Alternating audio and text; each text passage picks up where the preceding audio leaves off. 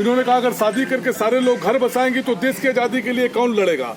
महात्मा गांधी थे, वो शांति प्रिय थे, उन्होंने कहा हमारे को एक थप्पड़ गाल पे कोई थप्पड़ मारे तो तुम दूसरा गाल आगे कर दो। और ये लोग क्रांतिकारी थे, जैसे सुभाष चंद्र बोस थे, उन्होंने आजाद हिंद फौज का गठन किया। उन्होंने कहा तुम मुझे खून दो, मैं तुम्हें आजादी दूंगा। तो ऐसे लोग भी थे। इन्हीं लोगों की बदौलत आज हमें आजादी जो हम मिली हुई है, आज हम आजादी का सूरज हम देख रहे हैं। अब शहीद भगत सिंह ने जो किया, इनको अंग्रेज सरकार इनसे इतना डर गई थी कि इनको फांसी जो थी वो 2 दिन पहले दे दी गई थी। फांसी जो है सुबह पड़ती थी, लेकिन इनको फांसी इनको शाम में दी गई थी। तो हम लोग सरकार से मांग करते हैं कि ऐसे महान क्रांतिकारी योद्धा के नाम पर यहाँ पर शहीद भगत सिंह पार्क जो है वो बनाया जाए। शहीद भगत सिंह का, जैसे कि सिख समाज से आते थे, सिख समाज की हमारी पॉपुलेशन जो है यहाँ पर बहुत कम है। हम लोग लगता है पूरे औसतन पूरे बिहार में 25,000 हम लोग हो गए। और माने सिख में मुसलमान भाई भी आते हैं, बौद्धिस्ट भाई भी आते हैं, ईसाई भाई भी आते हैं, लेकिन हमारी पॉपुलेशन यहाँ पर बहुत कम है। इसलिए सरकार का जो है ध्यान जो हम लोगों पर नहीं जाता है। ना हमारा कोई विधानसभा में कोई सदस्य जाता है, ना कोई विधान परिषद में सदस्य जाता है।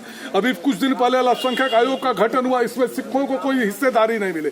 सिखों के साथ बिहार सरकार सौतेला व्यवहार क्यों करती है? मेरा मुख्य रूप से सरकार से ये कहना है, जो जिस दल का झंडा ढोता है उसे उस दल की भागीदारी उसकी मिलनी चाहिए।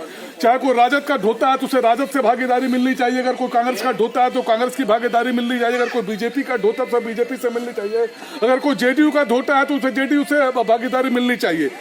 कांग्रेस की जब सरकार थी तो मुलेसर सिंह को हमारे विधान परिषद में एक एमएलसी बनाया गया था। उसके बाद सिख समाज से आज तक हमारा कोई एमएलसी विधान परिषद नहीं गया।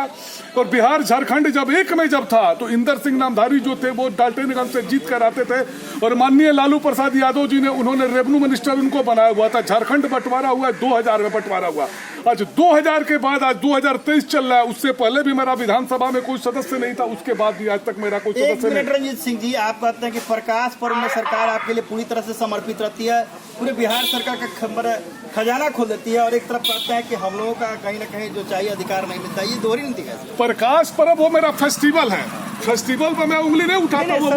मैं सरकार में उसी पर आ रहा, मैं उसी पर आ रहा। नीतीश कुमार जी का हम ऋणी है कि जहां हमारी आबादी इतनी कम है, नीतीश कुमार जी ने ऐसा हमारा 317वां जो 50वां जो हुआ था प्रकाश पर्व उन्होंने मनाया। वो पंजाब के मुख्यमंत्री प्रकाश सिंह बादल यहाँ आए थे, उन्होंने कहा था मैं बिहार में ऐसा जहाँ सिखों की इतनी पॉपुलेशन कम है, इतने बढ़िया से प्रकाश पर्व मनाया गया, मैं पंजाब में भी ऐसा काम नहीं कर सकता। उसके लिए मैं उनका ऋणी हूँ। लेकिन मैं राजनीतिक भागीदारी की बात करूँ, सिखों को भी मिलनी चाहिए राजनीतिक भागीदारी। अगर हमारी कोई समस्या होती है, विधानसभा मेरा कोई सदस्य नहीं, इस आवाज को कौन उठाएगा? विधान परिषद में मेरा कोई सदस्य है नहीं, उसमें हमारी आवाज कौन उठाएगा? अभी अल्पसंख्यक आयोग का गठन हुआ, हम तो अति अल्पसंख्यक है बिहार में। हमारे बिहार में पॉपुलेशन ही 25,000 है।